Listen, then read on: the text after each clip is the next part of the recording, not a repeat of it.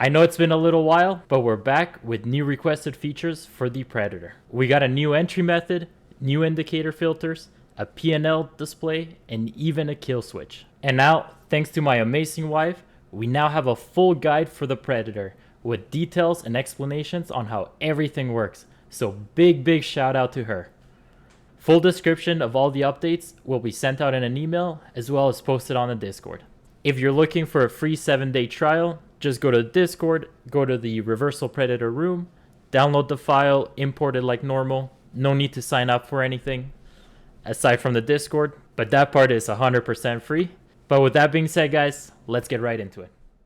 And to kick things off, we've given the properties a little bit of a facelift here. As we keep adding more and more features, I think it's important to keep things organized. My goal with this is for most people to be able to pick this up and intuitively be able to customize this however they want without having to spend hours doing a ton of research and watching old videos. Obviously, there's a lot to customize, but if I can help reduce the amount of time you guys spend doing research, then all the better. Anyways, let's go through this. Up here, we have your controls. And these are just controls that are going to help you manage your trades in one way or another. Let me just enable this so we can show better. Up here you have your enable trades. That's your on and off button. These are your automatic long and short entries, the same as your buttons. I usually have these toggled off until I want to get into a trade. Then I just toggle the direction I want to enter. Next is your reverse position. This is the same as your ref button. And what this does is when it detects a trade in the opposite direction, it exits the trade and then it re-enters in that opposite direction. There are a few limitations, however. It only works in real time. This means you cannot backtest with the ref button. And the other thing is if there are multiple candles printing on the same tick, it might not re-enter in the opposite direction after it exits the trade. Next is your show historical trades. This is if you want to backtest your strategy. For example, you're using strategy analyzer. You have to toggle this one on. Just keep in mind, guys, that NinZaRenko bars are not very accurate when you're backtesting. To make things a little bit more accurate, make sure you come down here to your historical fill processing and change this to high. But it is still recommended that you test your strategy with playback or with a sim during real trading hours. Also, while we're talking about backtesting, I want to make something very clear.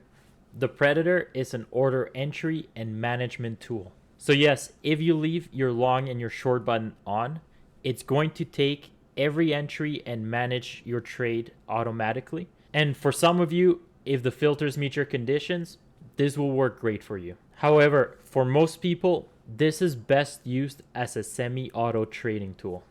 This means toggle your buttons whenever you want to enter into a trade. And once you do so, the system will take over and enter and manage your trade. If you use any sort of Renko chart, then you know how fast these can move at times. The Predator is designed to enter these style of charts much faster than any human could. So please guys, use at your own discretion. So with that being said, let's go through the features. So the first thing you will notice is a show PNL and a label text.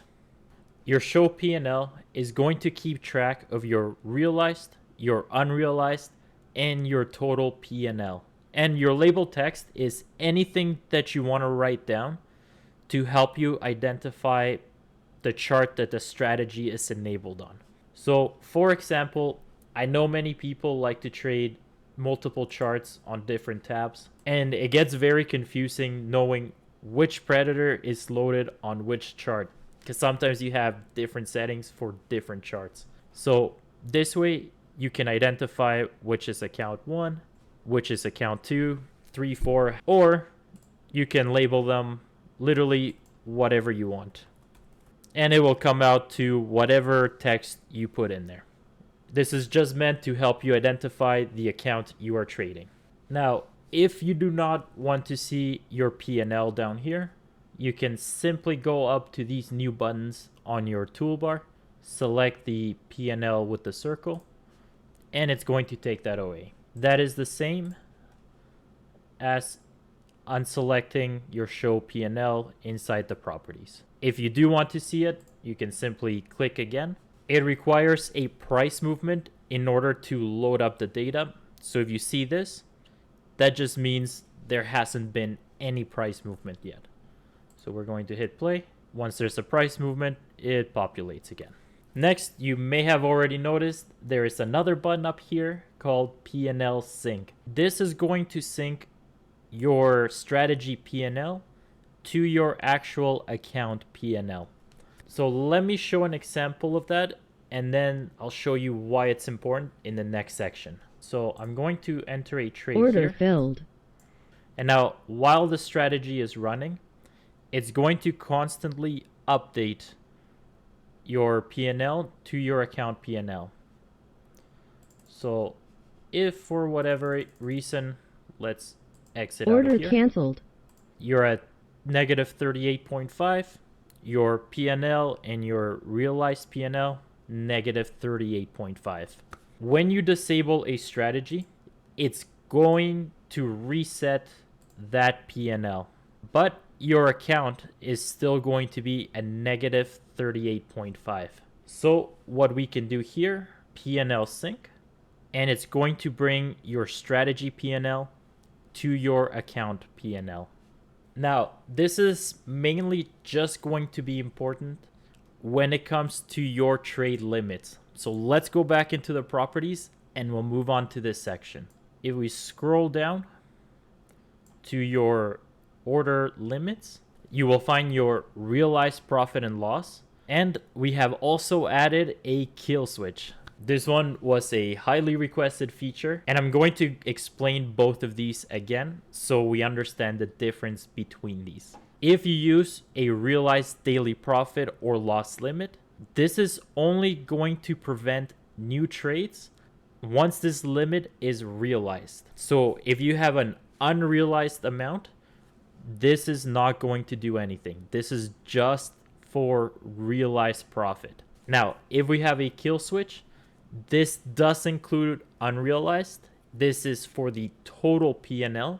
Once it reaches this amount profit or this amount loss, it's going to exit out of your trades and it's going to disable the strategy. So here we're going to run through an example with just the kill switch to show how it works and why your PNL Sync button is important to how you want to trade your strategy.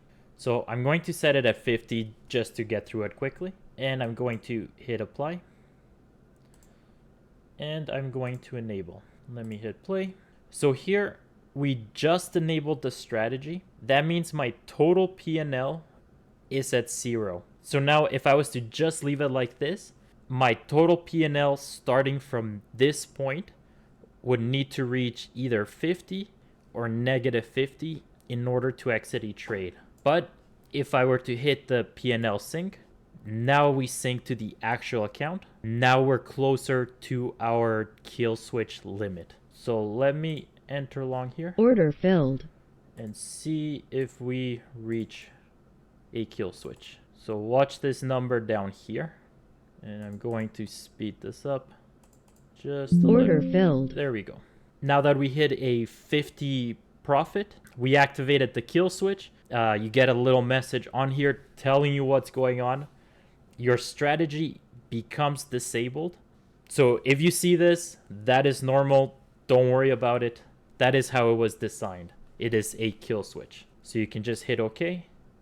Now here, I want to note that just because your total PNL reached 50, by the time your order actually got filled, it might go under, it might go over. But as soon as it detects that number, it's going to exit. And again, just to show, I'm going to bring this back down. I'm going to hit play, enable this again, and it's going to start off at 0. So now from this point, I need to hit 50, either profit or loss. But if we're beyond the kill switch limit and I hit this button, it's just going to make it happen again once I enter a trade. Order filled. if it goes in our direction. Filled. There we go. So right away we hit the kill switch because our account was already at that limit. So just be mindful of that if you are syncing your PNL to your current account. Now let's talk about the next entry method features. First up, for your confirmation candles, these are for your reversal and your engulfing pattern. You can do up to 10 confirmation candles. So that means if you get a reversal, you can have up to 1, 2, 3, all the way up to 10 confirmation candles before it enters your trade. And this goes for the engulfing candle as well. I'm going to leave it at 0 just for this video. Next, your tick offset is a little bit different now. Before, it only worked if you had 0 confirmation candles. Now it's going to work with however many confirmation candles you have. This just means it needs to go these many ticks above or below the previous candle in order to enter. And now for the added feature is the trade bars in a row. And now this is actually very similar to the reversal candle. The only difference is for the reversal, the filter needs to be in favor at the time of the reversal candle. With the bars in a row, the filter needs to be in favor at the time of the last candle. So let's show an example here. Here I'm going to set up a fast moving average 30 period. Before we play this, the bars in a row to enter just means this many bars of the same color need to appear in a row in order for there to be a trade on the following candle. So this means 5 candles in a row appear. On the 6th, it's going to enter. So just hit OK. Enable. Now, when you're trading reversals and you're using a moving average, the bullish pattern needs to form above the moving average. So in this case, it formed below, so it's not going to enter based on a reversal. But now, because we have 5 bars in a row set for your entry, we have 1, 2, 3. After the 5th one, it will enter on the 6th if it forms above the moving average. Order filled. So here we have 1, 2, 3, 4, 5. When the 6th one moved above the 5th, it entered long. So again, when you're thinking of reversals, think right at the reversal candle. When you're thinking bars in a row, you're thinking at the last bar created. And one more thing I need to mention is it's not going to count bars in a row from any point. It's going to count bars in a row from the moment it went from red to green or green to red. Okay, so now that we know how bars in a row work, let's move on to the automatic add feature based on bars in a row. So if we scroll down to your add button, here you can customize your add buttons. So again, you can do your engulf auto add. I'm not going to go over this one. This was in the previous video. Here we're going to concentrate on the new bars in a row. Again, you can attach to whatever order you want. So here we're going to keep it at 2. We'll do add position 1. And now here you can select how many bars in a row before it automatically enters. So for example, here we have our initial entry at 5 bars in a row. So over here, I'm going to put it at 6. Then this one, I'm going to put it at 7. And then this one at 8. And this one at 9. And we'll switch this one to bars in a row. Oh. And make sure you select the right option. So what I'm telling it to do here is after 5 bars in a row, it's going to enter a trade. After 6, it's going to add on. After 7, it adds again, 8 and 9. So let's hit apply and see how this works. So here we are waiting for 5 bars in a row. Order filled. So here we have 1, 2, 3, 4, 5. It made our initial entry on the 6th. The 6th one closed. So now our automatic already added to our position. And as new candles form, it's going to keep adding. Order filled. So there. Order filled. And I forgot to remove the kill switch. So glad it's working. Okay, we removed the kill switch. Let's try this again. Order filled. So there's another bar closed. It entered again. Order filled. And now it entered one more time. And we have one more to add. And there we go. You can just customize however many bars in a row you want to enter. And it will automatically add on to your position when that number happens. And remember, guys, it's based on the time it went from red to green. It's not based on your entry. So it's bars in a row from the very first candle, not from your entry. And for the final features, we're going to go over the new indicators we just added. To get to them, go down to where it says Use Indicators. We hit them just to clean things up a little bit. But when you select that, you will have access to all of the indicators. So again, you have your moving averages and your channels. I'm not going to go over these. These were from previous videos. If you want to go over those, watch the previous video or reference the new guide and it'll show examples of everything. But for this example, we're going to go over the oscillators and the trend line. Our oscillators are RSI and stochastics. Both of these are very similar in how they work. So I'm just going to go over RSI, and stochastics works the exact same way. So when we select it, we have the option to calculate with your average or your RSI lines. If you have both of these selected, they both need to meet the criteria. Or if you just want one of them to meet the criteria, you just have to select one. For this example, I'm going to leave both selected. So here you can define your RSI. So you have your period, and if you want to smooth out the RSI. The look back period gives a little more flexibility by allowing the conditions to be met in previous candles. So I'm going to enable this strategy just so I can show an example. So for this example, I enabled the show historical trades just so we can see how it functions a little bit easier. So let's scroll back down to RSI. So the basic function of the RSI when it comes to reversal entries is at the time of the reversal, a bearish reversal needs to be above the upper line. That means it is in an overbought area. And when you want to enter long, the RSI needs to be below the lower line. This means it is oversold. So what the look back period does is it just looks back at that amount of candles at the time of reversal. And if any of these candles are within that range, then your trade is going to be valid. So for example, here we have a look back period of 3. That means 1, 2, 3. So if your RSI is within a valid area, within these 3 candles, then your trade is valid.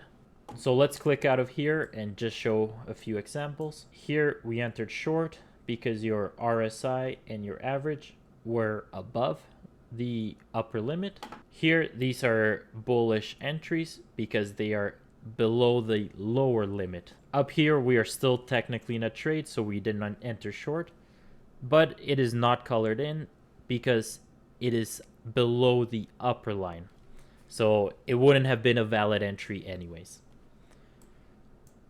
Over here, the RSI is kind of ranging in the middle, so there are no trades. And then finally, we get these above the line, so it is colored in, and it enters short.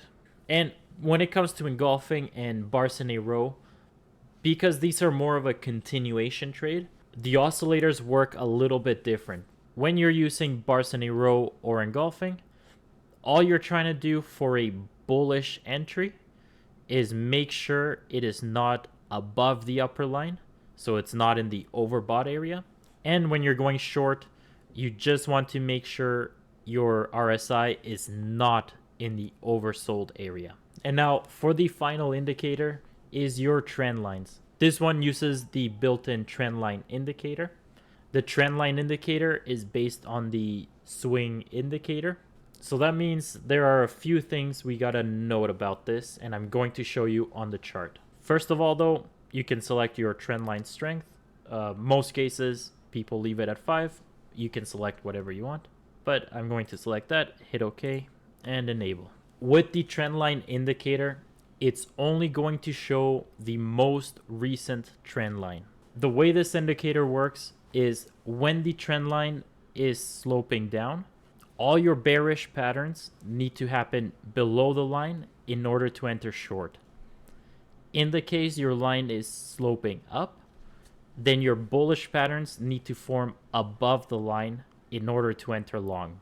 Now, keep in mind that because the trend line is based on the swing indicator, it's not going to show until several candles have passed from that pivot.